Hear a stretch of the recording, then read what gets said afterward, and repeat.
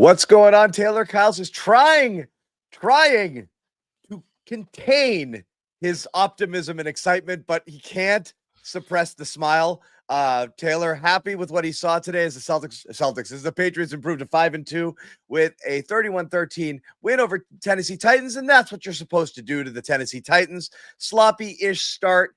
Defense, gave up a couple chunk plays, allowed themselves to get down in the game, and then the Patriots kind of, got back down to business and did what they had to do. Drake Maye, again, a ridiculously efficient game, layering these throws downfield, literally everything. Again, it's almost like it still feels, Taylor, like he's just still scratching the surface, and he's playing as well as he's playing right now, which is insane.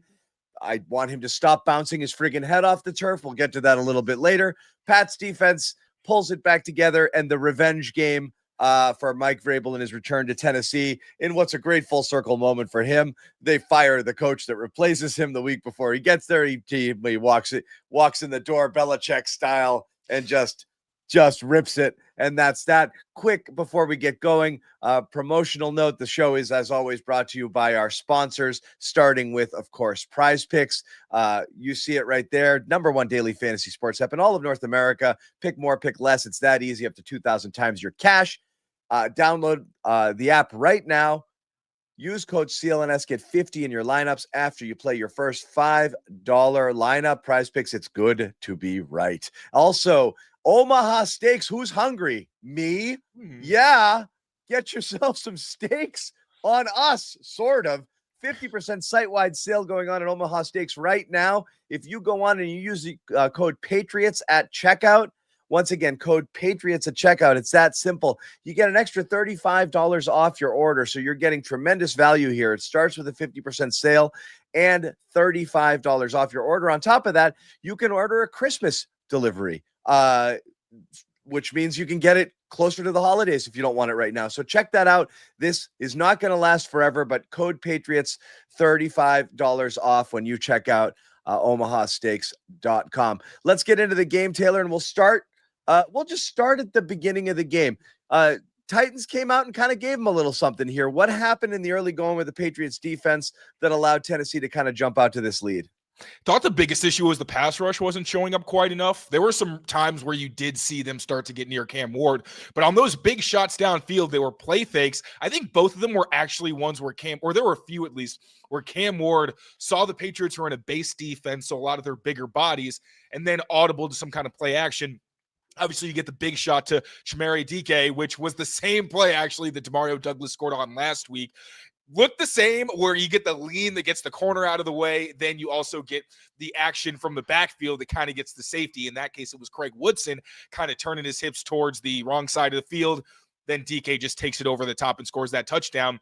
And then I think there was the other one. There was another tight window throw. It was between zone defenders. It was a good play by Cam Ward. And my biggest thing in the second half was you got to get to Cam Ward on these shots because he had nobody around him on his two explosive gains.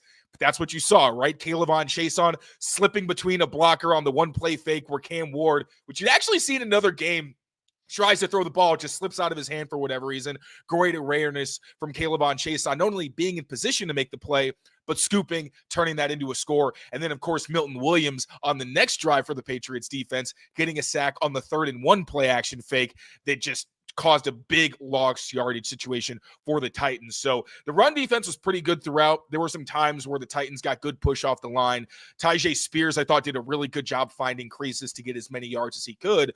But this is now the 3rd game in a row, I believe, the Patriots run defense hasn't allowed an explosive. So really just being able to affect Cam Ward on those play fakes, not allowing him to use that big arm of his to go downfield was really the biggest difference maker, I thought, between the first half and the second half execution. Yeah. And then, of course, you have Drake Maye doing Drake Maye things. Tremendous, the first half. And again, what's funny, Taylor, I guess before we get to Drake Maye, I have to say the running game was working so well. It almost kind of worked against them a little bit because the couple of times that it didn't work for them, on a negative play, put them into 3rd and long situations, and it stalled a couple of drives where you weren't just like, all right, let's just let Drake cook. But the run game was finally opened up a little bit here where you did get Ramondre Stevenson going downhill. Very interesting how little TreVeyon Henderson was involved in this game. We'll get to it in a little bit, but then Drake Maye found his rhythm. He had that one drive, Taylor, where he just made just a series of some of the most ridiculous throws there with, I forget what the first one was. The Kayshon Boutte when he kind of got him on the sideline between the defenders. Boutte with the floater on the sideline. Then, and then it was the I believe you've got also the Matt Collins, where that was the throw of the game, I thought. And then you've got the Austin Hooper touchdown, which he mossed the defender. Really interesting. And people can look at that, and then they can look at the Boutte touchdown and be like, he almost missed a couple of guys. And I don't know. I think he's putting it where only they can get him, which is a really, a sign of a really good quarterback there. But I mean, those throws were absurd on that drive. And again, he's just hitting everything that he's got to hit right now. Yeah, that stretch to end the second quarter was pretty filthy. Like that honey hole shot to Matt Collins, we started seeing that a lot later in the summer. Awesome. And that's why when I was kind of coming on to the show being like, oh, Matt Collins might be more productive than people realize, that was what I was seeing. So now I don't look crazy because Drake was hitting those pretty consistently, not really as much in the preseason, more in training camp practices and in joint practices. Finally showed up. That was awesome to see. And the Kayshon Boutte throw, he actually took a hit before he let that thing, or I think just as he let that one go.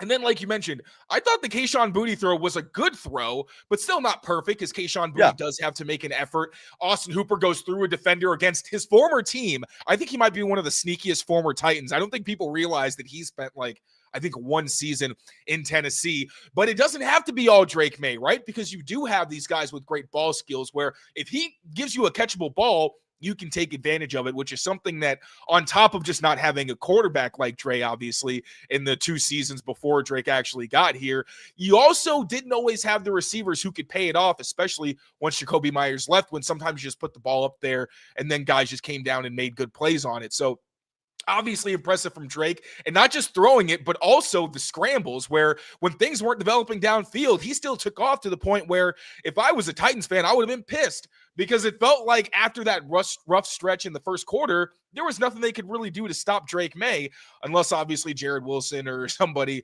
was missing a pass blocking assignment and allowed a quick pressure. But Drake Maye just has an air of inevitability about him where it feels like he is the only one who can really stop himself, where, some of the throws early on weren't great.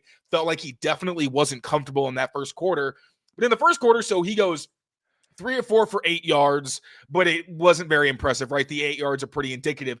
Then he had a perfect passer rating in the second quarter, went 7 for 7 for 102 yards and 2 touchdowns. Wasn't quite as explosive in terms of scoring, obviously, after that, but still remained very consistent. So it's just crazy to watch this second-year quarterback putting up these Madden numbers every single week, where if you sim with a guy with a 95, Madden rating and have him play this kind of stretch, you'll get those numbers. But you don't really expect to really see this no matter how talented the quarterback or how good the offensive coordinator. So just a ridiculous stretch of games we've seen for the past 4 or so weeks from Drake Maye.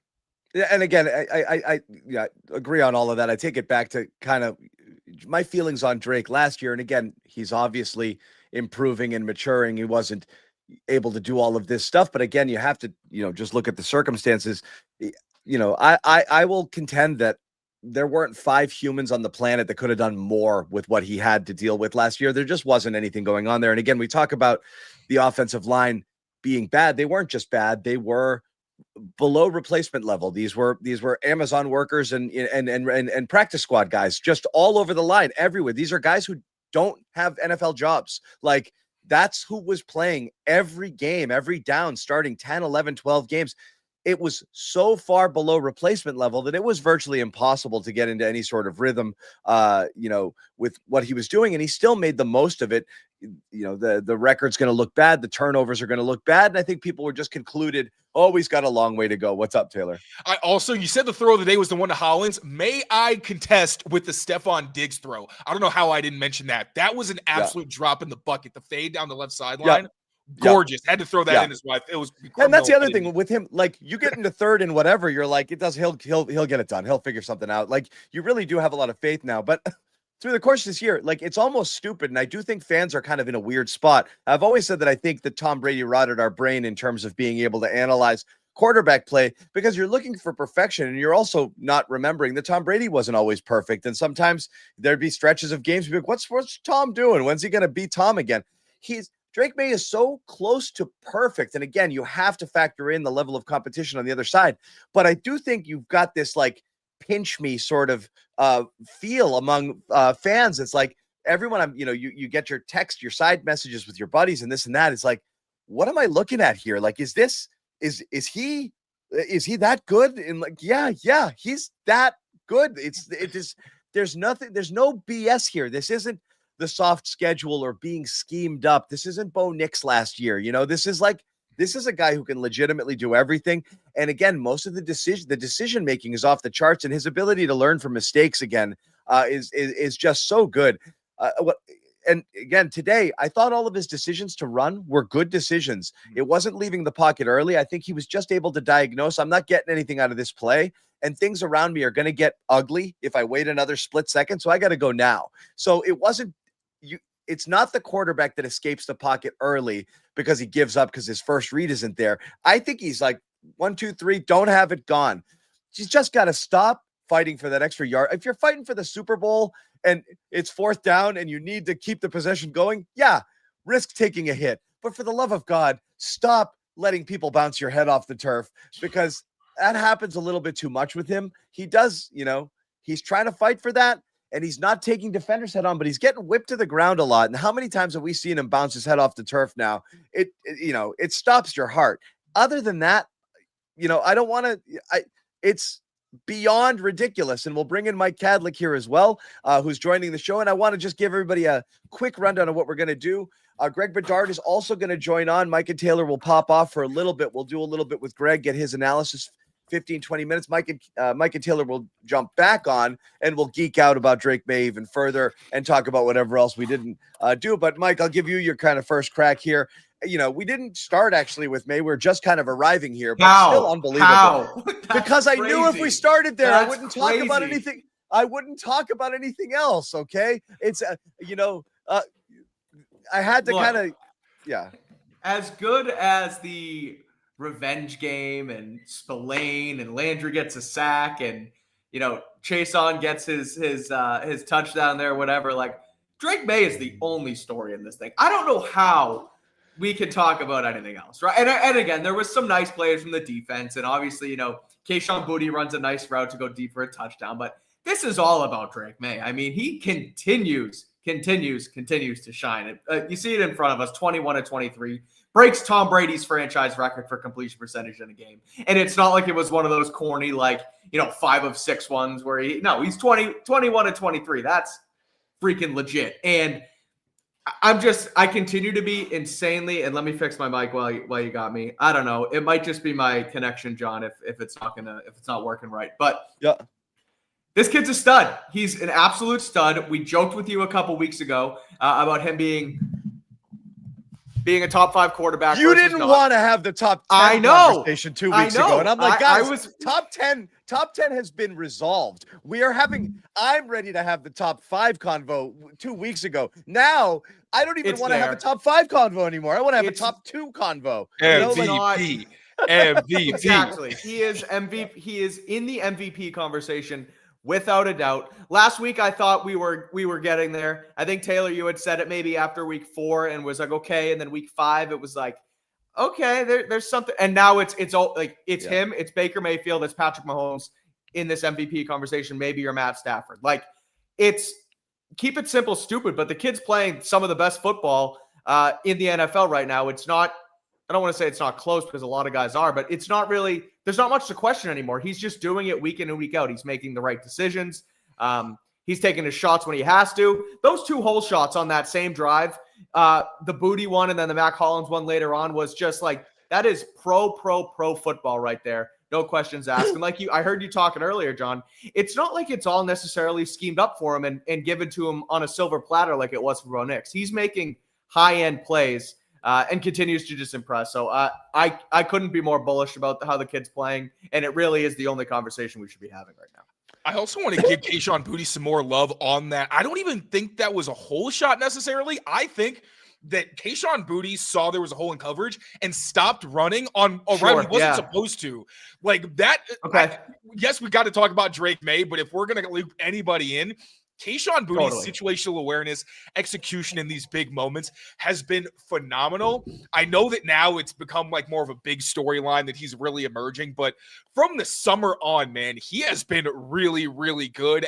There's really nothing to critique in Kayshon Boutte's game, so I just want to give him that too, because I don't know that I've seen him ad-lib on that type of play before. So remarkable effort from him, and then Drake Maye to see it and be on the same page. I was going to say that. I don't want to take it away from Boutte, but that's the chemistry, right? Between the two, where he does throttle down. He sees the hole in coverage. Drake knows, I'm going to put it there for him because I know that he's smart enough to sit down. Like, he's playing smart football too. It's incredible to see. I got the words I use are impressed and incredible, on and on and on, because that's all I really got. Like, it's been so exciting to see.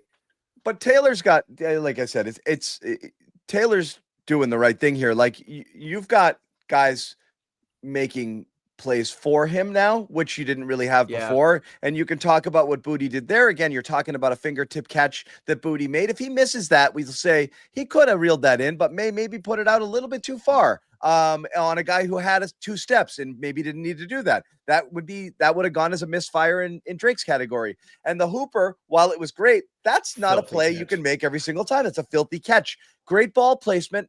I love that, the throw where you got to go over the top of the guy, the head. Yeah, I love that. I love that play. But it was tough. You maybe could have thrown it a little bit more air under that one too. Maybe Hooper doesn't have to reach back as far. Those are great. And then Pop, again, I'm not sure if he was supposed to sit on that play where he reaches back with the one hand. Oh yeah. But again, a filthy play, like on a 4th down, that's a huge play. So, and then Ramondre just walks it in on the later in that series. So those are huge. You don't make a couple of those, the game changes a little bit. We're talking about, they're still slugging it out with this team, and it'd feel like a less complete win. The guys made plays for him. Especially the DeMario Douglas one. That's a 4th down where if they turn that over in the red zone, right, that's a talking point, right? Who knows? I mean, the defense, the way they played, I don't really want to say too much of a domino effect, because there was nothing the Titans could really do in that second half, or once they kind of hit a wall there. But I mean, yeah, DeMario Douglas now, especially what was the other catch that he had? He had another big one. What was it? You remember, Mike? Was it like a 4th down? I know what you're talking about, because it was before the one that was behind him. It was earlier in the drive. He only had 3 catches for like 17 yards. But there was a 3rd down conversion that he had. I'll look on my that Twitter. Might have been I know it. Said something about it. But like DeMario Douglas, again, as somebody who doesn't get a ton of opportunities now after that Pittsburgh game, where it feels like that was the inflection point for this entire season, doesn't get the 4th down, but he's been nails anytime they need him, even when the ball's not going his way. So he threw behind him. Oh yeah, there was the Joshua Dobbs play, which got to give Joshua Dobbs credit for that one, because he tried to take off and then got his eyes back downfield to find Pop. It took Drake, I think it was 2 plays after he came out to come back in. If Dobbs doesn't convert that, maybe the 4th down, right? Because with Drake, they're very aggressive. Who knows if that's an incompletion and they trust Joshua Dobbs to go for it on 4th down. So credit to the backup as well. Every game, my biggest fear is that Drake Maye gets hurt because of the way that he runs. And so I've always thought, like, what happens if Joshua Dobbs comes in and has to do something? And hey, he worked a little Joshua Dobbs magic. Thank God he only had to be there for a couple of snaps. But give the backup some credit. That was a nails play in a big moment that eventually contributed to a touchdown drive. I did that same thing when he went down, and I watched Josh Dobbs for that drive. I was watching his play, and I was trying to extrapolate that into next week's game. I was like, can they compete with this? I don't know. Because again, the way, and I don't know if you guys hit this before I came on, but the way Drake's head hit the turf, the way he shook his head, and the way he was pulled off, I was like, oh no, here we go again. Like, and the fact that he had concussions last year, that's, like you said, Taylor, that's the one thing with him that does scare me. He's done a better job protecting himself this season kind of than he did last, but again, a play like that where it's kind of fluky, like he couldn't have done much more. Maybe he's trying to make a little bit something out of nothing, but no, that is something that does scare me. But I was also, I was watching Dobbs. I was like, I don't know if they can win with him, but he made a good play. He made the play to Pop, and then obviously Drake comes in and they finish the drive the right way. Yep, that's great. And again, look, we're giving credit to the other guys, but the reality is, so much of this is Drake Maye being able to elevate all around the people all around him. And that includes like the offensive line. So the protection numbers this year have been outstanding, but that's partially due to personnel, and another part just doing credit to Drake Maye for, knowing when the pressure is coming, being able to evade it with his legs, getting the ball out quickly when he needs to. Really, just really good stuff all around. Offensive line held up, fairly well today. I'm not sure what was the sack total. He was sacked 4 times. 4 times. 4 times. One of them was like running out of bounds and stopping short. That was a fake one, but yeah, all in all, pretty good. And when it happened, you had a stunt late that kind of messed with them in the interior there. The left side of the line had a difficult time with that, but for the most part, they held up pretty good. Oh, hold on. Sorry. I was getting a message from Greg here. Like I said, Bedard's going to join in a little bit. Yep. But just elevating everybody around him. And now, like I said, they're starting to make plays for him too. And you really are getting a vibe that this is going to feel in the Tom Brady sense of, the years where he didn't have an automatic go-to sort of guy. Just spread it around, whoever's open. I mean, it's a Mac Hollins game today. He keeps connecting with Booty. He's looking for Diggs as a safety valve when he needs them. Hunter Henry as well, but he really spreads the ball around to whoever's available here. So he's making it work. He's making it work with the pieces around him. This is more big picture than specifically Drake Maye, but we're sitting at 5-2 now. They do have this super soft schedule. When do we start to think like, okay, they can win this division and they can actually make some noise in the playoffs? Because they're playing outstanding football. Drake Maye is playing like a top 5 quarterback. The expectations have shifted for them to make the postseason.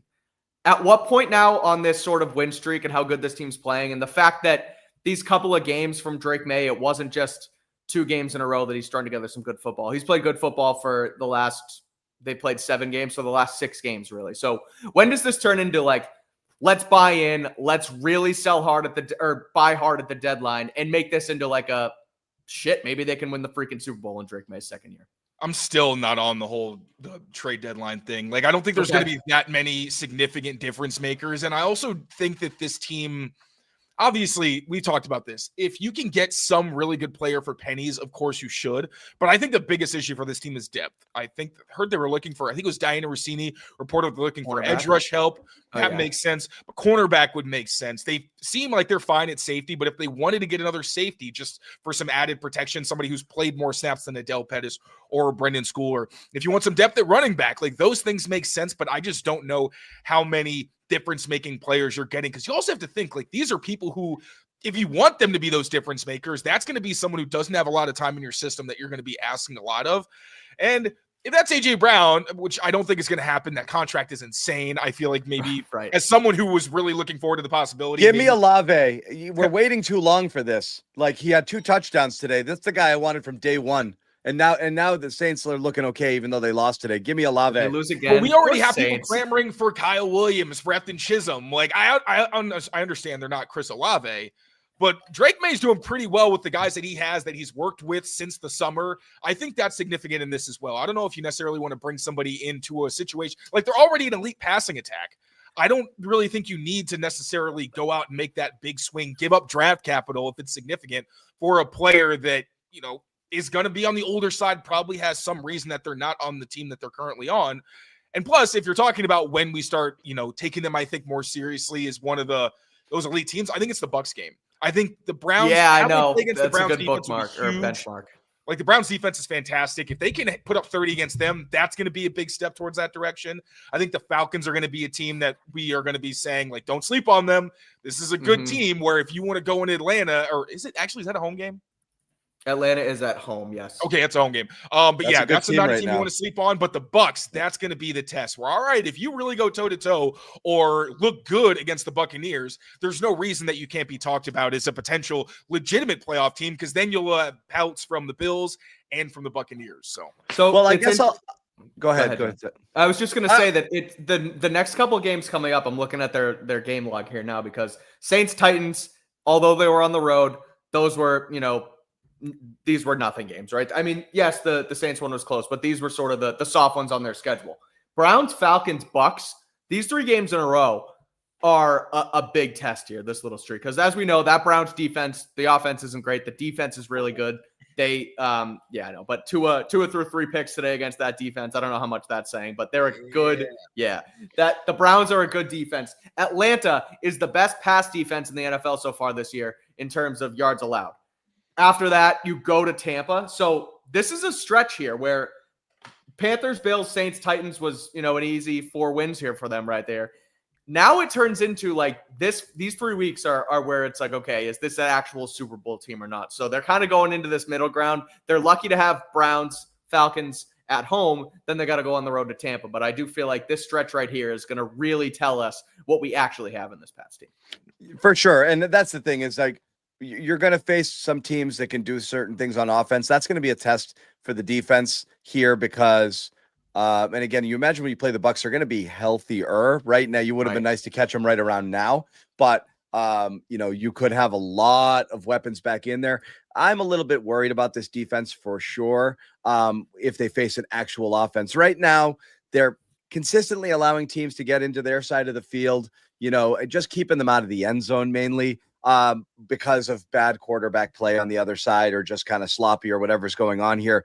But it's definitely not enough. You're not getting enough rush off the edge. The interior of that defensive line and their ability to get pressure up the middle is great for sure here. And again, now that Gonzo's back, you have that kind of lockdown presence. Marcus Jones is earning his next contract for sure. So there's elements of the defense that are great. But Taylor, do you think they're closer to putting it together, or it's going to kind of be this version of what we're seeing now for the rest of the way in a bend but don't breaky sort of way? Just hope that they can hang in there. It just is so spotty the way they are giving up big plays. Like, it's Marcus Jones, who's also having a very good past few weeks for you. So is it like, oh, Marcus Jones is the problem? No, he's not. And you have Christian Gonzalez giving up like 1 downfield in breaker a game. Feels like literally, I think every week since he's been back, that's happened. They didn't give up a completion of 15 or more yards in the second half, and then they didn't give up explosive after the first quarter. So obviously, yes, this is the Titans offense. You really should have kept a lid on them earlier on. And I do think there is something to it takes time to gel. Like, I always think back to Stephon Gilmore when he first got to the Patriots and how it wasn't an apples-to-apples situation, but like they're playing a ton of zone. The defense clearly is not really vibing very well. They're giving up big plays. It's uncharacteristic. Then once you get down to stretch, they're dominant and they look completely different. They're playing more man, doing their thing. So I definitely think that's part of it. And if anything, I like that the defense consistently, while you like them to start faster, is able to really figure things out and make the adjustments that allow them to kind of lock in later in games and create more problems for the opposing offenses. So they need to stop giving up big plays. Like, that is a must, but it also is happening in a fashion where it's hard to pinpoint. And really when it happens, I think, is pass rush. When I asked Mike Vrabel, the Zach Core specifically mentioned that they're great on 3rd and 3+, but 1st and 2nd down have been issues. And Vrabel said, you got to get more pressure on 1st down, which, going back again, the play action, that's where the explosives came from. You actually heat Cam Ward up and cause him to make some mistakes on those plays. So are they close? I don't necessarily know about close because I want to see them against better competition, but you're definitely seeing them, I think, make strides and show the potential to be one of the better defenses in the league. You still think so? I still think so. Like, it starts with the front, right? They're great against the run. A lot of that's because of the defensive line, Kyrus Tonga, Milton Williams, and all those guys. And then when it comes to the pass defense, when the pass rush is on, there's not a whole lot that other teams can do against them, and that's where all your money is. So we can talk about, they're giving up these explosives downfield. How long did the quarterback have to throw the ball? The pass rush has to show up, and I think when they do, yes, they're going to be dominant, but if they're going to be quiet for stretches against better teams, that's where you're going to start running into some problems. Okay, Greg Bedard is going to be hopping on a couple minutes. Before we get to Greg, I want to let you know, of course, this show is a proud member of the CLNS Media Network, our flagship football show, anchored by Taylor and Mike throughout the week. You can get these guys pretty much daily on what's called Patriots Daily, which is great. There's a reason we call. That makes sense. Makes sense now. I always wondered. But again, nonstop content, but not just that. The entire YouTube channel is just loaded with content. And I'm going to tell you a special announcement later in the show about a new addition to the CLNS Media Network family that will be appearing on our network later today with some more Patriots talk about this game specifically. That's called The Tease. I'll tell you about that. But subscribe to the channel, turn on your notifications, tell your friends, and all that good stuff. And also listen to all of our podcasts, but certainly this one, Patriots Daily. If you are not able to catch the video version of it, you can always pick it up here. Oh, look at that stuff. There's the channel. You can check out YouTube. I'm sorry, you can check out Apple, Spotify, wherever that is. And please rate and review if you're going to do that as well. Another thing I want to tell you, you can always support the show with YouTube Super Chats. All donations go to the hosts. We don't ask for them, but we do appreciate them. If you do give us a Super Chat, we'll put your comment on the screen and we'll comment about it. So yeah, by all means, feel free. Not necessary, but it does help us keep pumping out the free content for you, which we do like doing as always. Back to the game itself here. And again, you're talking about how far they can go. What do we have next week, guys? Cleveland. Cleveland. So that's the first. It's going to be interesting here. Drake Maye against the defense that might be able to fluster him a little bit. I'm not going into full,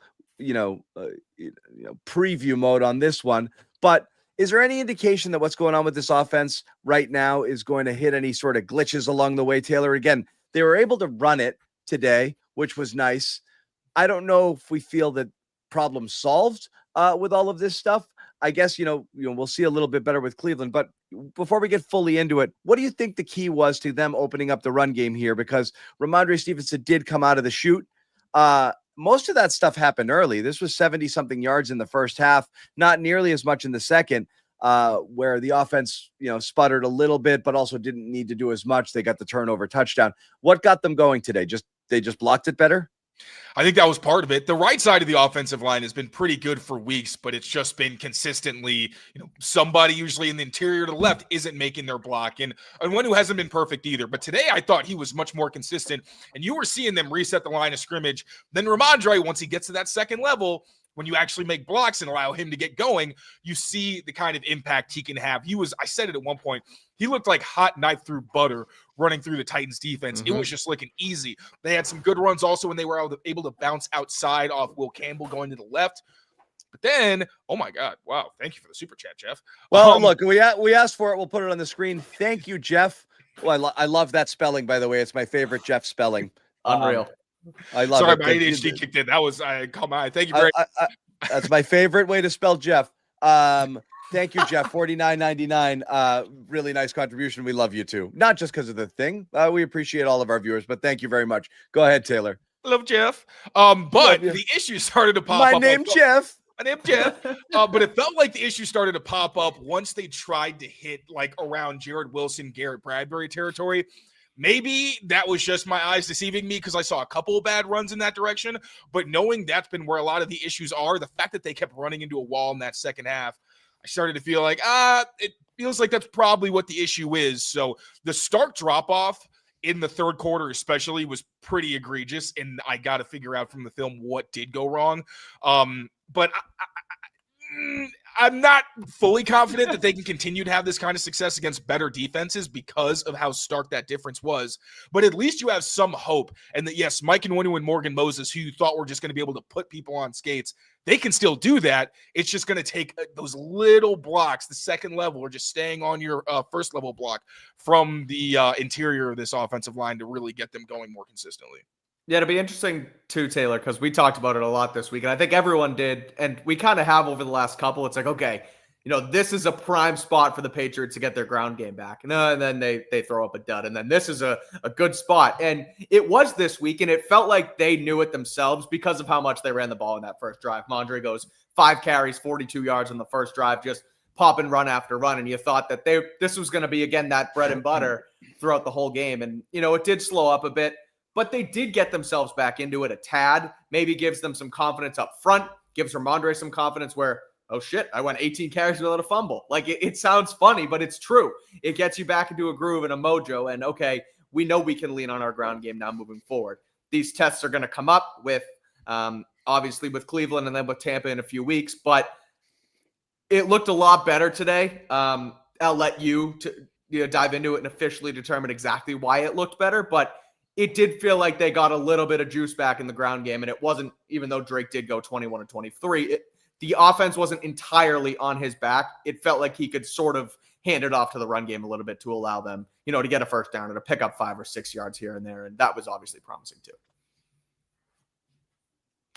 So is it my turn to talk? Yeah. I thought Taylor was coming in on the backside. I kind of left that one open. I kind of emptied the chamber, but I mean, it's basically what I was saying, where I feel like Morgan Moses and Mike Nwenu are the strength of your run game. That's where Ramondre has run. Ramondre has run behind Nwenu most of his career. Will Campbell also. You see that he is getting very good movement. It's just you need more consistency, not just from, I don't only want to single out Jared Wilson and Garrett Bradbury. Like, no one has been perfect, but those are two guys where I feel like you definitely need them to be more consistent if you don't want this to be a one-off where you go a couple weeks without getting an explosive. You get 3 this week. That's fantastic. Pad those numbers a little bit, get the yards after contact numbers that Ramondre Stevenson's been missing. Also a part of the run game that was surprising. I didn't expect to see so little of TreVeyon Henderson. So he ended the game. So that's where I was going to go next. I was going to ask you, is this matchup specific, or did he play himself off the depth chart here? Because again, I think unofficially 9 total snaps, but also a couple in garbage time. I mean, when I texted you, Taylor, I hadn't seen him. That was in the third quarter, and it was 4. He got back in, got his second carry of the game.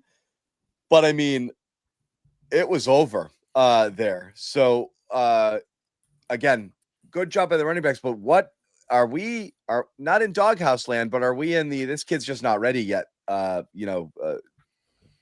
portion of what's going on? Maybe. I don't know. This was random. It wasn't like he did anything so badly last week that there was the glitch, obviously, where he goes out, supposed to block the end, but Chase Young drops into coverage and he doesn't really respond or ad-lib and kind of make himself available. So again, this is going to have to be a tail of the tape thing to see how exactly he was used. My guess would be the pass protection. Maybe this was just a week where they really didn't want to test it. But yeah, this was very bizarre to see so little of TreVeyon Henderson, considering he was pretty firmly RB2 the past couple weeks. Yeah. All right. We are going to get back to Taylor and Mike in just a little bit. They're going to pop off. We're going to bring in Greg Bedard. But first off, we want to tell you about our sponsor here over at Patriots Daily. And that, of course, is Prize Picks, and everybody knows about Prize Picks. There it is on the screen. Number 1 daily fantasy sports app in all of North America. And again, you want to put your opinions to use here. You want to get paid for being right. Go to Prize Picks. Check it out. This episode and all episodes brought to you by Prize Picks. Download that app. Use code CLNS50 instantly when you play 5. Once again, download the app and get 50 instantly in your lineups when you play 5 using the code CLNS. A lot of great promotional offers here already. I think we've got a Steph Curry free square as professional basketball gets underway coming up beginning of next week. I think that game is Tuesday. Celtics get their schedule underway as well, so that should be a lot of fun. So again, check it out. Use that code CLNS and put your opinions to good use. Prize Picks, baby. It is good to be right. We're going to take this off the screen and we're going to bring in Greg Bedard, who is joining us here. And Greg, we're going to get to what was the story of the game once again with Drake Maye. And it's almost getting boring because he's almost the only thing not the only thing worth talking about, but it's so clearly what's going right for this team right now. Just finishing the conversation we were having with Taylor and Mike a minute ago. Were you surprised TreVeyon Henderson got completely shut out of the game plan here? I'm not in the sense that I don't think we've seen anything from him that merits more playing time, but this felt like almost like capitulation. Like kid's not doing what we want right now. Let's just not use him at all. Let's not pretend anymore until he can, figure it out. Yeah. So speaking of Prize Picks, one of my selections was this sort of being the TreVeyon Henderson breakout game with, I think I picked him more than 55 yards receiving and running. I thought we might see him, pop one in this game. And he was the only one that prevented me from cashing in. My other 3 picks, Harold Landry, sack, a booty, like over 35 receiving yards. And there was one more that I had, but all I needed was the Henderson. So I'm a little bit bitter towards Josh McDaniels, right now. But I will say, so I'm just looking at PFF. TreVeyon Henderson played 9 snaps. 9 snaps. 5. So basically it was distributed 5. He was in passing. He pass blocked once, which was not good, by the way. He again allowed pressure against Drake Maye. From what I remember, got an initial good block, but just couldn't sustain the block. And I don't know if Maye got hit, but he certainly got hurried on the play. 2 rushes, and he blocked once in the running game, probably like an end around situation. So to him,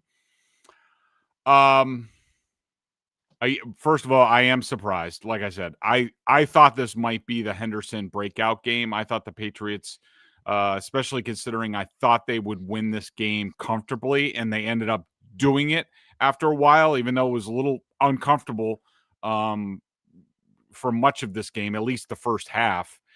I thought that they would use the opportunity in, say, the fourth quarter to get them some work, maybe get them into a rhythm, that sort of thing. And that did not happen. I was shocked they're putting Terrell Jennings out there instead of TreVeyon Henderson.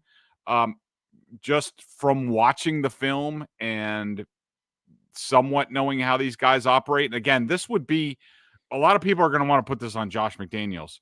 I would say certainly Mike Vrabel is the final call in terms of playing time. He might be saying, like, I can't trust that guy to pass protect. We're not doing that with Drake Maye.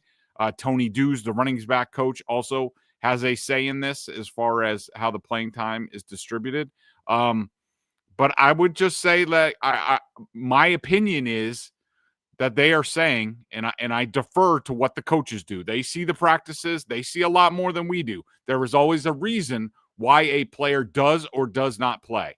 And what it tells me is the coaches do not have confidence in TreVeyon Henderson in a variety of ways right now, and they're not comfortable putting him on the field. And that's not going to change until they see it on the practice field, that he makes the most of his opportunities against the Titans, which I didn't think he did. I thought he also ran into blockers. By the way, PFF on their initial in-game grading, TreVeyon Henderson is the lowest rated player on the Patriots offense. The entire offense. And I will say, and again, I don't want to make this a referendum on the Patriots drafting, but the second lowest player is Kyle Williams on PFF's initial grading here, which again, the one opportunity we saw Drake Maye try to throw to him, he sailed his only incompletion in the first half over his head, because he was as covered can possibly be. So you're not seeing anything, despite reports out of Foxborough that he's doing a lot of good things really behind the scenes. It's just he's not getting the ball. I don't know, Greg. I kind of feel like if he was wide open on the snaps that he was there, that Maye would find him. So I'm not going to freak out yet. Yeah, but I will say these are two guys that could have brought an explosive element to the offense, even in splashes. And right now you're got zero out of them through I know. And a lot of people will, make this point. We're impatient. Like, why did you draft him that high? And what, like, you just have to have patience with young players. They all hit at a different rate in terms of, when they hit the ground running. Some are great right off the bat. I would use the example of, if you think TreVeyon Henderson is struggling and you use a second round pick, how do you feel the Raiders feel with Ashton Genty at this point, who the times that I've seen him this year, he runs into the backs of a lot of blockers and is really, really struggling to find holes, to get into a rhythm, to understand the speed of the pro game. And I'm all of a sudden, am I going to say, I'm sure some people will, am I going to say that Ashton Genty is a bust after 7 weeks? No, because he could be a beast down the stretch. Right now, for whatever reason, TreVeyon Henderson is struggling. And Kyle Williams is as well a little bit, even though I thought he was coming on, even though he wasn't getting the ball, the receptions, he was getting closer, he was getting open. But I understand the impatience. I understand you want people to hit. Really, if you look at it, second round, third round, first round guys, you're expecting them to contribute immediately as an NFL starter. Second round, you expect them to contribute eventually at some point, hopefully become a starter within the first year or two. And then third round, you're expecting them to carve out a role and sometime in the next couple of years, possibly develop into a starter. So I don't think in general where they are right now it's not a huge disappointment to me. I know it is to some of the fans. I would just be patient, because these young kids, they can hit in a moment's notice. I mean, look at what we did look at Drake Maye. from where he was from week Segue 1 alert. to week 7. Yes. Yeah.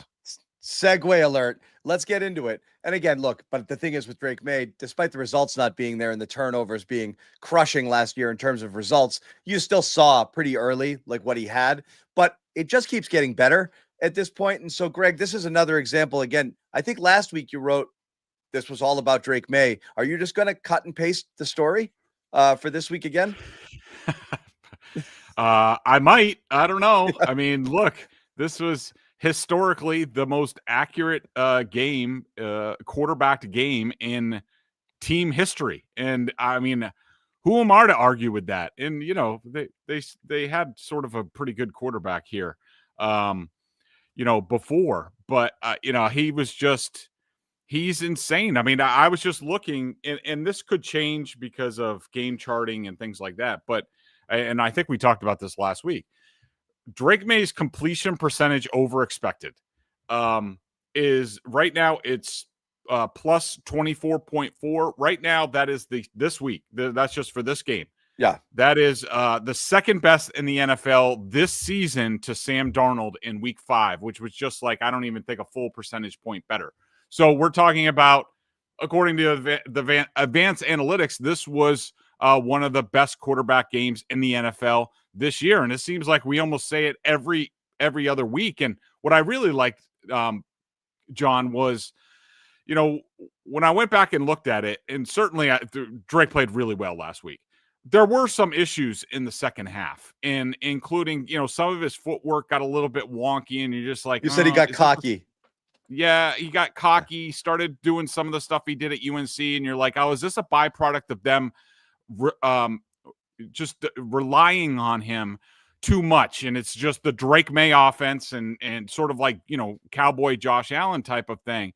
But just to the, watching it today, it looked like he made all those corrections and he was back to being completely comfortable and doing mostly the right things. Some of protecting himself and other things, not so great. But for him to keep making the corrections and getting better week after week, that's the thing that's really abnormal for a player of his inexperience and his age. Yeah. So again, how much of what's happening around right now, like, we're talking about it with Taylor and Mike, guys helped him out today. Booty makes a great fingertip grab. That the touchdown catch by Hooper was terrific. They're coming back over the top. Pop Douglas, though he might have, maybe he was supposed to sit on that route, still makes a ridiculous catch on 4th down coming back. That stuff makes a big difference too. Is that kind of a byproduct of the vibe that he's creating, which is guys are stepping up and making plays? Because you didn't see that as much last year. And, a lot of the personnel is similar outside of Stephon Diggs with what he had around him. Obviously, the benefit of having a little bit more time and the line protecting better than it did last year gets him in a place where he can settle down. He's not as scattered, with what's going on. But just overall, like, you are getting good contributions from the people around him. How are you feeling like now about this? And you've said it. He's got enough weapons. Like, you feel okay about this group. You still feel pretty good about it. You think that he's elevating their games, or they're just kind of, coming into their own a little bit on their own? Yeah, I think it's a little bit of everything, John. And I do think that they, have enough. I think, if they can get the running game going, and what I thought was really good today was, I think at the end of the day, and I'm no math major, trust me, that's my wife.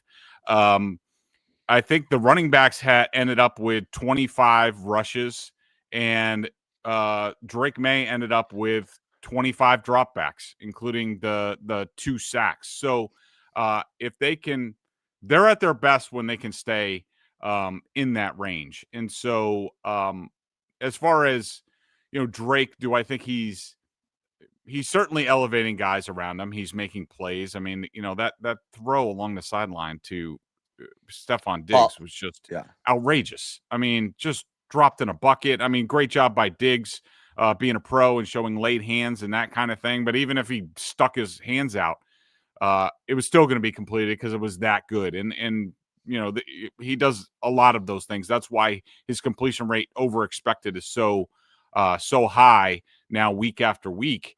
But also, I mean, look, they have the ability to get different guys involved. I mean, what they have 8 different pass catchers today, or Yeah. at least 8 guys who got targeted. I think 7 caught passes. Kyle Williams is the only one who didn't. Stevenson was 2 for 0, which is weird. But I really like this offense. I know people want a number one and all that, and I certainly wouldn't turn one down, but I really like this offense in terms of the defense can't really key in on anybody. On any down, yeah, sure, he's going to look to Hunter Henry and Stephon Diggs a little bit more on third down, but we see Pop Douglas make that ridiculous catch on fourth down. That was a huge play in the game. I mean, if they don't convert there, the Titans get a lift. Who knows? It was only, I think, a 4-point. I think it was 17-13 at that point. Yeah. So I think everybody's doing a great job in the passing offense, including the protection's okay. It was certainly You're still kind of today. down here. Like you still think the guys are getting a lot of help and the protection's not great, because that's what's weird here. There's a little bit of a disconnect between the advanced analytics and a lot of the stuff that you're saying about the protection here. Because right now they're ranked as one of the top 5 pass blocking units in the NFL, which seems, and again, I think a lot of that has to do with Maye. I think the quarterback can elevate an offensive line just by, not allowing the sacks or feeling the pressure or escaping with his legs, for sure. But you're still not as bullish as maybe some of the other, film watchers and analytic guys out there in terms of how these guys are doing. Yeah. Look, is it a lot better than it was last year? Yes. Yeah. And do I like the personnel across the board? And, I kind of feel bad for Jared Wilson because, left guard is not his position. And he got victimized today. He had a tough time. We should also note that Jeffrey Simmons did not play most of this game, or at least the final went out in the second quarter. Yep.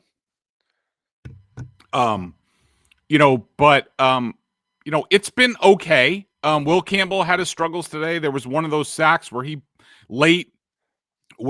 Drake Maye almost got killed, and for whatever reason, Drake Maye blocked down instead of out. I don't know what the protection is. Maybe that guy was designed to be free and on Maye, and they slanted the protection to the right on that play.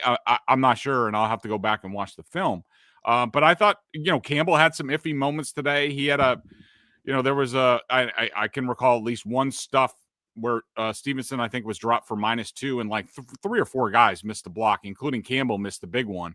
But it's been acceptable and certainly a vast improvement over last year because of the Josh McDaniels factor. And I talked about this going into the year, and maybe people, now that they've watched week after week, they could see what I was talking about in terms of Josh McDaniels' ability to call different pitches. And, what I mean by that is, not only like giving help at times and changing who's giving help and lining up a tight end over Will Campbell or not,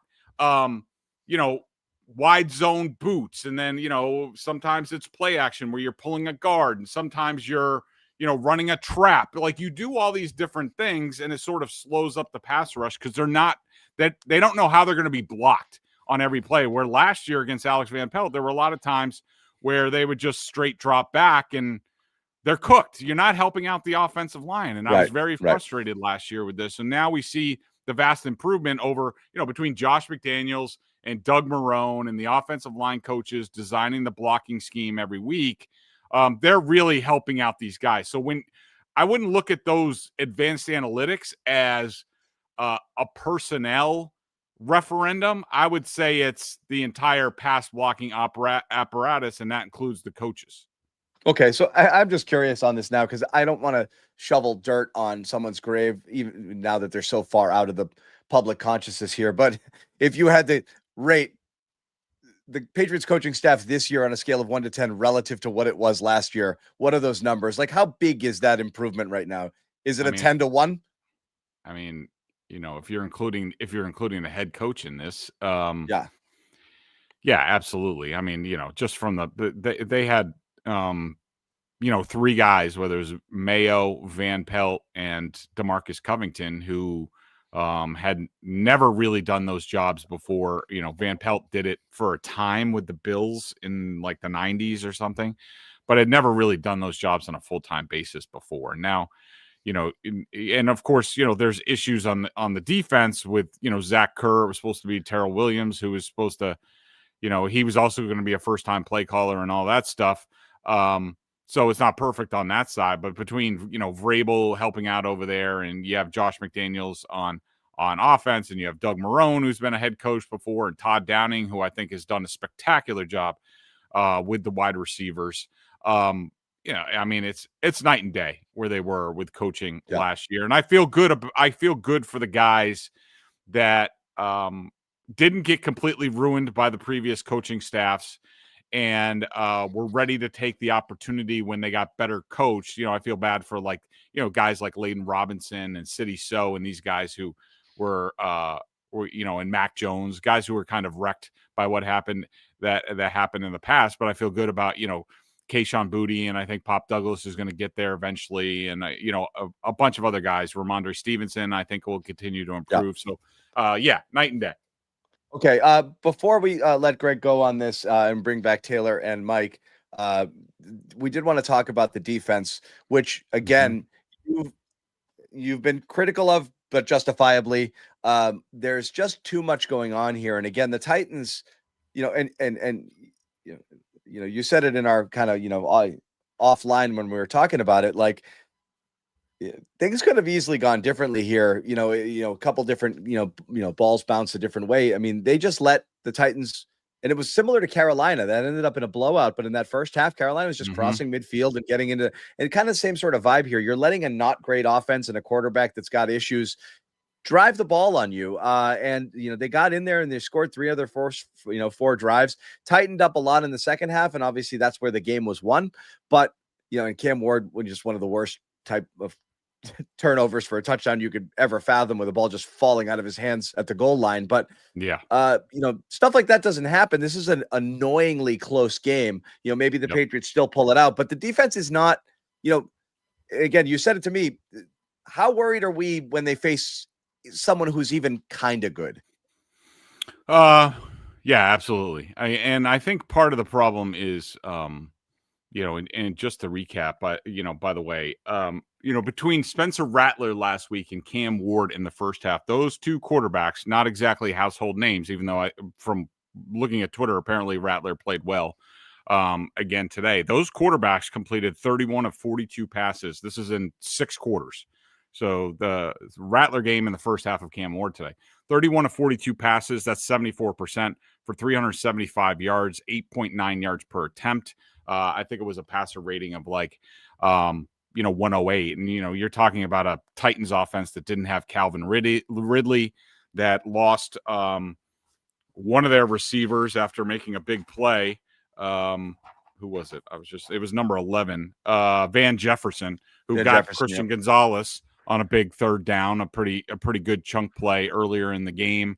You know, so yeah, there's a lot of issues. Yes, I think anybody, you know, we'll see whether the run game can show any sustainability, especially, you know, if a guy like Jeffrey Simmons is in the game. But it was certainly good to see what they did in this game and in the first quarter. We'll see if that builds some confidence in everybody, including the blockers, that they can go forward. But I think anybody who's reasonable, you know, among the fan base is looking at this being like, you know, this defense is not good enough. And it reminds me of what year was it? Oh, I guess it was like 2011 when they went to the Super Bowl, where that defense was completely horrendous in the secondary, to the point where Julian Edelman had to play slot against Anquan Bolden in the AFC Championship game. You know, the difference is that, you know, those guys had, like, I don't know, slappies like Sterling Moore, guys, you know, Antoine Molden, like people you never heard of playing in the secondary. So you understood it. I mean, you have Christian Gonzalez, you have Carlton Davis, you have Marcus Jones. Yeah, they're limited at safety. I mean, a lot of it is in the middle of the field. So for me, it's the linebackers. We saw Marte Mapu do some good things today. I can't believe he led the team in tackles from what I was looking at and got his hand on some passes. I would subscribe that the interception that Marcus Jones got, that was another unforced error. Cam Ward threw behind the guy. It got tipped. it's a problem. And I would say most of it is all in the middle of the field. And my read on it right now, and I'm not saying it's going to stay this way, and I always think that every weakness on a team, especially with good coaches, is eventually going to improve. The more they see guys, the more guys play in the system, the more they play with each other. But, the way Vrabel ran his defense in Tennessee, they didn't play a whole ton of man. And I see a defensive coaching staff that is having a tough time how to figure out how to play a lot of man because they have 3 really good man corners. And meshing that with what they like to do as far as their pressure and some of their drops in the middle of the field. So I think it's not lacking in talent. The pass rush has been an issue when they don't bring forward. That was an issue a lot in this game. The safeties are an issue. The linebackers are an issue. But they shouldn't be having these many troubles. But they better get it solved because one of these times they're going to go up against a real offense with a real quarterback and scheme and a lot of targets, and they're never going to be able to get off the field. And they're going to have to hope that Drake Maye puts up 50, which he might very well do at some point, or I almost expect it at this point. Yeah, and that hasn't happened yet. You're looking at that Tampa game coming up on the schedule as one of those games where you wonder, is that going to be in the 40s, because again, it's definitely enough concerns here. And again, I know people in the chat are like, dude, what the hell are you being negative about? Like the expectation has changed now. This team's 5-2, guys. You're now talking about, can they do damage? Can they go deep? What can they do? We're not talking about pat on the butt moral victories. You're looking at, how is this team going to shape up when they actually play real competition? One of the reasons people were bullish on the Patriots this year, the schedule's historically bad. Each minute you watch the other teams that they're going to play, it gets easier. Like, look at the Dolphins, look at the Jets. Oh my God. These are just, there's a bunch of layup wins in this schedule, but that's not who you're playing when you get into January. So you're trying to figure out, what do they got? But what you do know they have is Drake Maye, another phenomenal game from him. And again, we're almost running out of things to say about it. What we will say about Greg before we let him go, if you don't know already or you don't subscribe already, you should. Boston Sports Journal, $7 a month, best sports coverage in all of Boston. It's not particularly close. Terrific football coverage with, of course, Greg and Mike Giardi. Make sure you check it out. If you haven't subscribed, do it today. It's $7 a month or $50 for the year. You're not going to beat that. So check that out and then go in and read what Greg and Mike have to say about today's win as the Patriots take down the Tennessee Titans 31-13. Revenge game for Mike Vrabel. Greg, thanks a lot. We'll see you later. Sounds good. Thanks. Good. Yep. So that's that. We're gonna bring back Taylor and Mike in a second. We do want to tell you we got another awesome promo opportunity here for those. Oh, look at that burger! Oh my God, check it out! Omaha Steaks site-wide sale. That is good stuff. Look at that! Oh my goodness gracious! I gotta go, guys. Actually, I gotta go. Oh, Omaha Steaks is running a terrific promo right now. 50% off site-wide sale.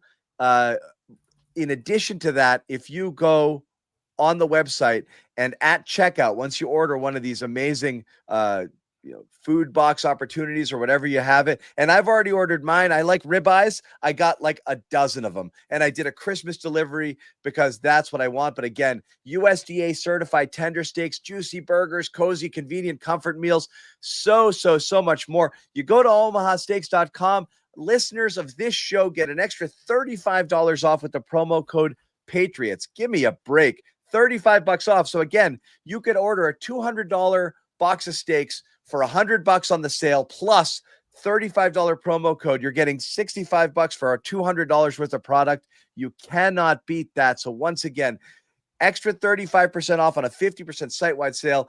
Go to omahasteaks.com. Use code Patriots at checkout. Terms do apply. You cannot beat that deal, my friends. Make sure you go and do that today. The offer won't be there forever. We bring back Taylor and Mike, who if they haven't already, I'm sure are going to order food boxes before the day is out. We were talking about Drake Maye. We're going to continue talking about Drake Maye, but before we do, we're going to listen to Mike Vrabel talk about Drake Maye. I think there's an athleticism to him that's really, really cool. I think he's really accurate from all different spots, whether it's in the pocket, off platform. I mean, he's really done a nice job so far and spreading the football around. But there's an accuracy to him that's been really good for us. Well, I mean, there's a lot of demand there from Josh and myself, and I think he's responded to that as far as the leadership that he's had to show this offense, and kept talking about he wants to earn it. Well, I mean, I've told him that he's earned it, and I think he doesn't like something in practice, then he gets it fixed. And if he wants a better Friday practice, then he talks about it before we go out there on Friday. And I think those guys respond to him and the things that he says and the way that he operates. So what I think is really interesting, guys, and I'm really curious because today I really do wonder if Josh Dobbs is going to get a game ball for that one play that he made instead of Drake Maye, or, that game where he gave it to Borregales after missing an extra point and a field goal. Like, it's very, very, very, very, very clear that right now, and Giardi talked about this, I think, on one of his pods, that there's a tough love thing going on, and not like an angry thing, but like Mike Vrabel is, holding back on the Maye glazing, because I think he knows there's so much more, like we all kind of do here. So he's not being critical, but he's not gushing and going over the top about everything here, because I think he's probably coaching him hard behind the scenes, because he recognizes, oh my God, there is no limit to where we can go with this. And just to even hear him say he's really actually pretty good, he could do everything, it's almost like that's the most glowing. He's not Belichick. Belichick could be like, yeah, everyone I thought had a good game. It was good complimentary football. We'll look at the tape and see, he made some plays, but a lot of people made some plays. Yeah, he wouldn't give it up for anybody. But, Vrabel has been a little bit reserved in he's not going out there and be like, oh my God, we lose this game without Drake. he's already. That's like the John Harbaugh yeah. way, right? Harbaugh, or Jim Harbaugh rather, is all over Justin Herbert. Justin Herbert will check down and after the game. He's like, I don't know what we would do without this kid. Like I would probably not have a job right now. Where you're right, Vrabel plays the company line with it. But he has no choice anymore. Like, you can't not say things. He's doing historic things right now. Like, I think he's like, checkmate. You got me. He's good. Guy's good. I wonder, and I wonder if it's like if it's trying to keep him at bay and keep his confidence right where it's supposed to be, not too high, not too low, or if it's like hey, yeah, he's really good, but like you said, John, there's so much more that has to be done, and also you need this from a quarterback in order to win. Not just football games, but important football games down the stretch. So, yes, it's great. We have it. It's awesome. But we have so much more that we have to worry about. So, it's great that Drake's here. You guys can talk about him. I have other shit to worry about because my quarterback is so good. I'm not going to spend too much time on it. That's another read I kind of get from it, too. So, I think he also just realized, I mean, the point is it's a very long season. It's a season of attrition. Right. It doesn't do you any good to hype up your, albeit quarterback who was playing fantastic football, literally record-breaking football early on. But for him to jump on the Drake Maye hype train, that doesn't really help the Patriots. If anything, I think it takes away from the message he's trying to send that, yes, we want to celebrate. Like today, they're going to be hooting and hollering on the team playing on their way back to Foxborough, but there also has to be the realization of we need to keep going because there's a lot more games we have to play, and it's only going to get tougher. Like we said, they have a lot of good defenses coming up, and Drake Maye hasn't been tested, I think, the way that we've seen against the Bills defense, for example, very consistently. So I'm not necessarily surprised that Mike Vrabel isn't showering him with praise, but it is cool to see that kind of peak out where this is the first time since maybe early on when he first got here that he's like, yeah, I mean, this kid's really damn good. Yeah. Really, really, really good. We did say that, if you deliver a super chat, we are going to put the comment on the screen. Going to give love out again to Jeff, Shout out, Jeff. for the 49. Thank you very much for that. Also, DAL or DAL 305. By which game on the schedule do you think will have a truer evaluation of Mondre? Browns are a test with how fundamental, crushing large Ziploc bags of reheated spaghetti into I don't what is to their training regimen. I don't know. I don't know. This I really, what I will say about, hold on. This person Dow305, I'm curious if you were like a longtime Patriots press pass person, because me and Barth, when I was on Pat's beat 3 years ago, used to get comments about people just talking about spaghetti at random. And there was a clip of me and Barth not being able to breathe because we were laughing so hard at people comparing everything to like Italian dishes. Is this like a Stern gag where like, oh, I made these guys say Ziploc bags of spaghetti, and that's the gag? If so, for $10, oh my God, I'll make a bigger fool of myself in super chats. I don't care. Yeah. But as far as Mondre being good, guys, I think this is a weird misnomer. Like, I think people get this wrong a lot. He's pretty much been the same guy for years. The fumbles creeping in were weird, but he's just this guy. He's not a game breaker, but he's a guy who typically will get you decent yards after contact, can break some tackles, hit the line hard, give you those tough yards. Not bad coming out of the backfield, catching the ball either. When he first came here, he was primarily playing in a third down back sort of role.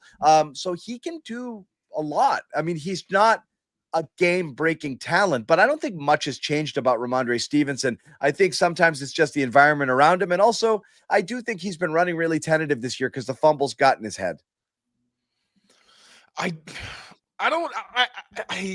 feel like we should ask him actually more directly if that is something that he's been struggling with. He's gotten so many of these fumbleitis questions that you kind of don't want to beat it over the head. But I mean, we also saw today that when he actually got some run blocking, he looks good. He gets rumbling. During the break, I went to the highlights just so I could see all of his explosive runs. Turned out Morgan Moses was at the point of attack on a couple. Austin Hooper and Hunter Henry did well. And also you finally saw displacement on the combos. Then they get to the second level and they actually secure those blocks. So I don't know that. I also think that he had one hand on the ball. I didn't see a whole lot of times he hit the hole with two hands over the rock like he was really protecting it. I don't know, Mike, what did you see? I like the running style I saw from Mondre today. I thought today I was pretty much pleased with him. I know it, like we said earlier, it kind of fell off a little bit in the second half, but as you see on screen, he did break a few tackles. We know Drake. We'll finish Drake. We'll do Drake all day, every day. I have plenty more Drake in my back pocket to keep talking about. Good. But on Mondre, no, it looked better. It felt like, another game without a fumble. Taylor, it feels like he's just going to continue to string along some confidence. Like 18 carries this week. I forget what he had last week, but if he can continue to not put the ball on the ground, he's going to continue to be a better player. He's a really good football player when he doesn't turn it over. So, yes, there's going to be more tests coming up. We talked about Cleveland and Tampa, and even Atlanta is decent against the run. If you can give me 80 yards, 85 yards, and a touchdown and not put the ball on every week with the way Drake Maye is playing, I'm more than fine with that. He did look – I think they said it on the broadcast, like, they have like a 4-point plan on the football right now to make sure that, that pill does not hit the ground. I don't think maybe a couple weeks ago it took away from his running style a little bit. I think he looked okay today and looked relatively comfortable for running the ball. Yeah. Well, Drake Maye is Tom Brady, so we can go back to Drake Maye. No, we will. One more super chat here. Is the run problem just staying on it? Is the run problem just the line is not that good and teams have run blocking? Again, how much has been the line? A lot of it's been the line. I think most of it's been the line because, again, you got Jared Wilson and Garrett Bradbury who aren't like the most powerful people movers like a Mike Nwonu or Morgan Moses. And you have Jared Wilson. I think the inexperience at times, I think that's one reason he struggled getting to the second level sometimes because he just doesn't seem like he's moving at full speed. There is some hesitation. Then you got Will Campbell, who as good as he's been. There was, I think, one of the TFLs, he got beat. So he's not going to be perfect. And, the running backs, I think TreVeyon Henderson not really being up to speed when it comes to setting up blocks and exploiting and making the most out of runs is one part of it. Maybe some of it is Ramondre being slightly more hesitant because he wants to protect the ball. But I really think it all starts with the offensive line because even if you're scared to fumble the ball, you're still going to be solid if you've got good run blocking. But when you don't have that much space after you get that initial push, it's just going to make that really tough. But we'll see if they can keep this going and keep making improvements. There were positive signs, which we couldn't really say that very much the past couple of weeks, although it's been like very small incremental growth. I'll have to see how many times they were tackled behind the line of scrimmage. That was a huge problem the past 2 weeks. Didn't feel like as much of a problem this week, but they were getting stopped. Like Ramondre was running into a wall in that second half. So again, the run game is so tough to ascertain, but based on recent history, it's mostly been the offensive line and the blocking. All right. Well, we're going to keep going for a few more minutes here. And again, I will empty the chamber here before we close off with the remaining Drake Maye thoughts that Mike has. But Taylor, anything else we wanted to talk about? Marcus Jones, I know, is a guy who keeps popping. We're not spending a lot of time on the shows talking about it, but he's going to get paid right now. He's made another play today. And the defense on the whole, I think, Greg and I talked a little bit about how it was a little bit leaky in that first half, but they really pulled it around in the second half. Are there leftover thoughts, anything here you wanted to talk about just in terms of, how this win went down that we have not touched on just as of yet? I think we should acknowledge that the Patriots' pass rush and defensive line improvement has had just as much, I think, to do with their edge defenders as Milton Williams. And that may sound crazy to say because, of course, Milton Williams draws a lot of attention and he's the highest paid guy. He's still making an impact, obviously, had to run stuff, had a sack, still a very good player. But Caleb on Chason, we're hearing penalties aside, which, by the way, the penalties are pretty much gone. He's been lined up on the right side of the line of scrimmage, so that's a major improvement. But we're also seeing him make multiple plays, it feels like, every single week he's on the field. Last week, he had a career-high 8 pressures. This week, kind of opportunistic, recovering the fumble, but he was in position again to even make that play, had himself a sack, set up Harold Landry, I believe, on another sack. Or Harold Landry set him up as well. And Harold Landry, even though he's not a game wrecker necessarily, you also see him making impactful plays a couple times a week. So I want to shout out the defensive line. Christian Barmore had some quick get off that led to a tackle for loss as well. So that unit's been great. And even the linebackers, Christian Ellis had a couple big hits. Robert Spillane had a big hit. The safeties, other than Craig Woodson, obviously partially getting beat deep on that touchdown pass, seemed like he was pretty solid. Sniffed out the screen, but he got blocked out, and a lot of the defense kind of fell for that one. So give those guys their flowers too. And Andy Borregales still hasn't missed a kick since Miami. I think it's Miami. I think that was the last one. Yeah, so got to give the rookies some credit as well. Julian Ashby got his second penalty in as many weeks. I feel like I might have jinxed him when I asked Jeremy Springer about him a couple weeks ago, and he was just basically like, "Yeah, kickers should be seen, not heard." And now 2 weeks in a row with a penalty, but he'll figure it out.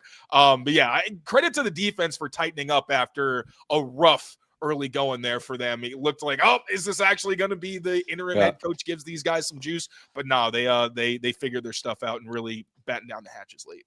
Yeah, I always think of was Peyton Manning talking about Vanderjack when he referred to him as our idiot kicker. Our idiot kicker got liquored up and ran his mouth here, Mr.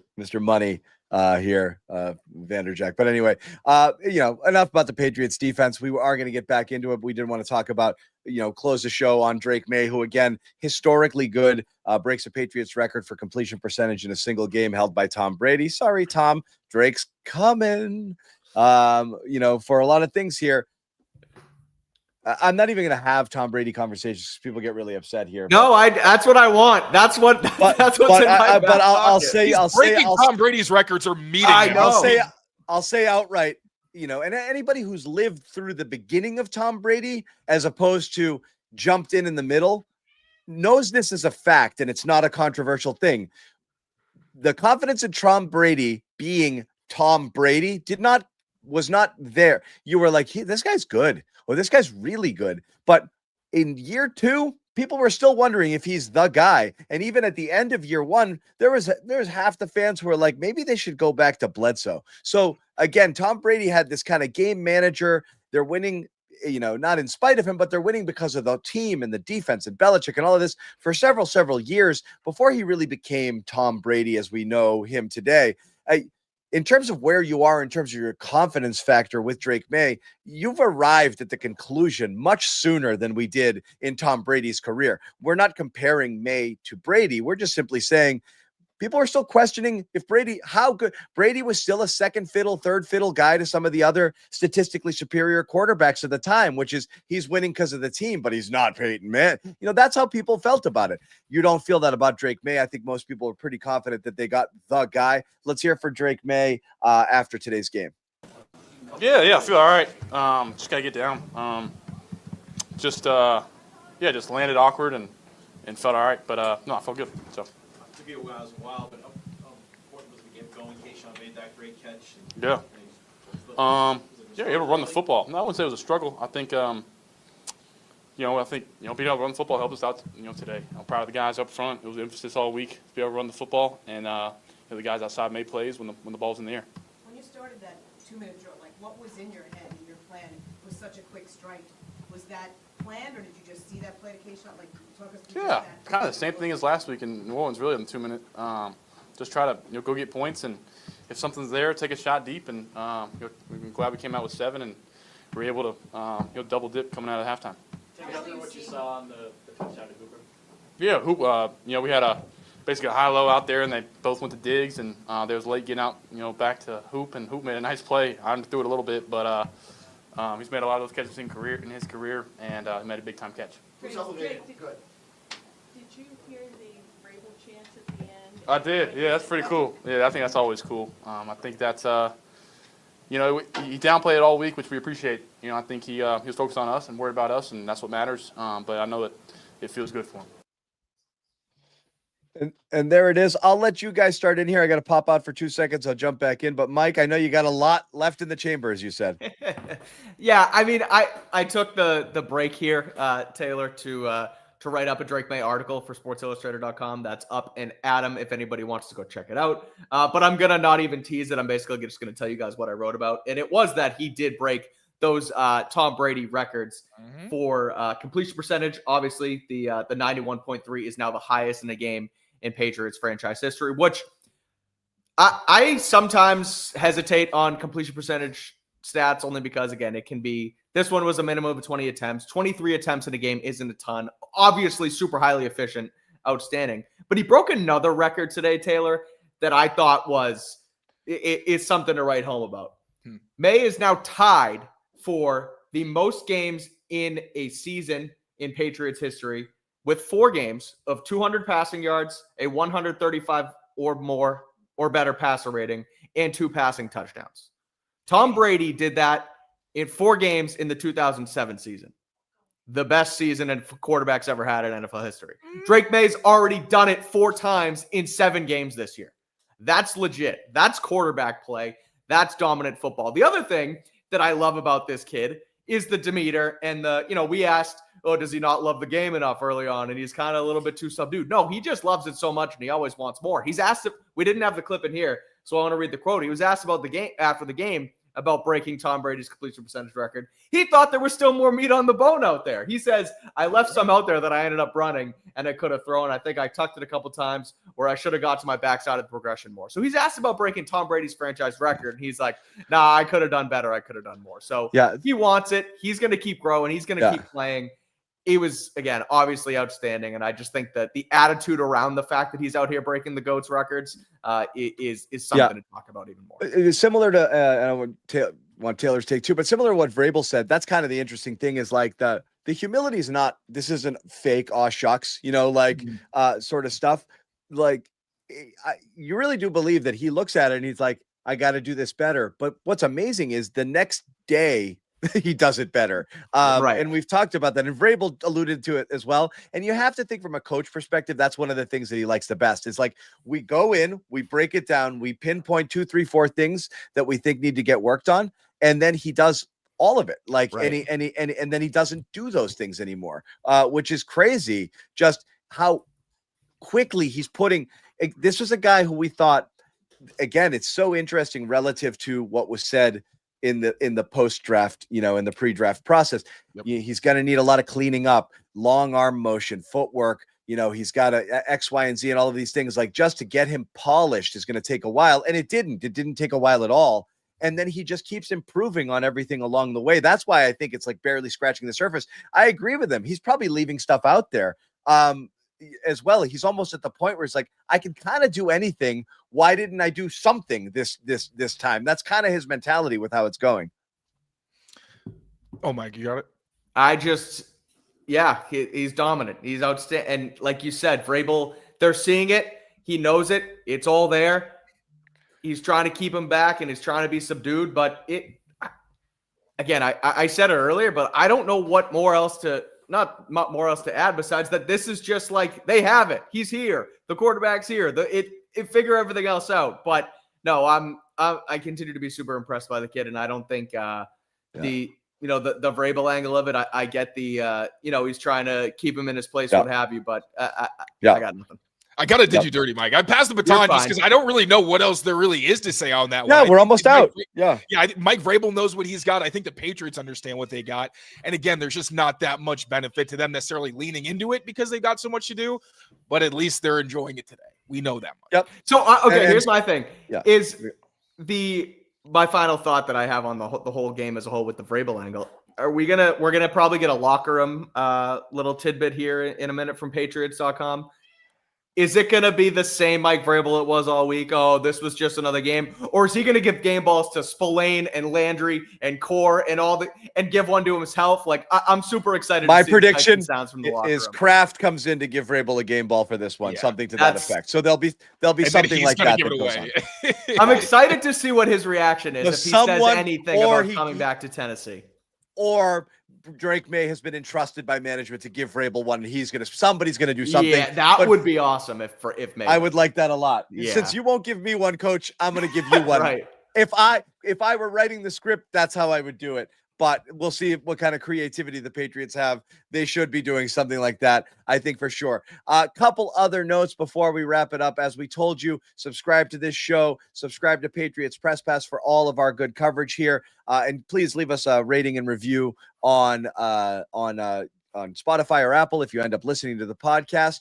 Shout out to our sponsor, Prize Picks. Download that app, #1 daily fantasy sports app in all of North America. Download the Prize Picks app, code CLNS, get 50 in your lineups after you play your first $5 lineup. Omaha Steaks, get yourself some. Code Patriots at checkout at omahasteaks.com. 50% off site-wide sale plus an extra 35. It's a deal too good to pass up. You can order it now. Delivery comes almost right away, or you can get it for Christmas if you want to have some stuff around the holidays. Get yourself an entire food box. It's not just steaks, lot of other terrific things there as well. And we have a programming note. I want to add, welcome to the CLNS Media family, the Pats Chat podcast with Doug Kyles and Michael Hurley jumping on board, adding to an already ridiculous, murderous row of Patriots content that starts with these guys over here, Pat's Daily. And you want me to put this up? I'll put it up if I can remove Drake. I can. Look at these guys. Look at these guys. Welcome to the CLNS Media Network, Pat's Chat, Doug Kyles from the Boston Herald, Michael Hurley as well, covering the Patriots. This is a fun pod. These guys know their stuff. Great vibe on the show, and they're going to jump on here later on tonight. I think 8:00 is the scheduled feed, and they're going to jump here. We want to welcome them to the network. They're going to be live here, and they're going to continue on with their stuff here. And again, as I said, what do you got? You got everything. You got a little bit of everything here. You got Taylor, you got Giardi, you got Bedard, you got Callahan, you got Barth, you got Hines. I'm just losing my mind. We got a lot. And obviously the guys from Pat's Pulpit who bring it all the time with Pat and Matt. So just terrific Patriots content here, and it keeps growing. So please support them like you support us. I think it will be a great addition to the CLNS Media Network, and we're happy to have those guys on board. Terrific guys, terrific show. I'm going to wrap it up here for Taylor and Mike. We have the Cleveland Browns coming up next week. The Patriots defeat the Tennessee Titans to move to 5-2 on the season, 31-13. Drake Maye once again setting records, and look at the smile on Taylor's face. My goodness, look what you've done. I want to see this picture with what he looked like in the middle of year one covering the Patriots here. I want a side by side because boy, I got younger. Yeah, it's like John. Hey, there's a shot. There's a shot of Vrabel in the locker room. It's not a video, but you know the thing the receivers do? They cover this thing. Yeah. Vrabel comes in the locker room and does that in front of all the guys. So. That's so funny. Yeah. So he good did stuff. the I thing. love it. He did the thing. All right. Thank you guys for hanging out. Thank you for watching. Thanks to all the guys who contributed. Super chats. Thank you guys in the comments for keeping it fun and keeping it real. We love you guys. And thank you for watching. We will see you next time.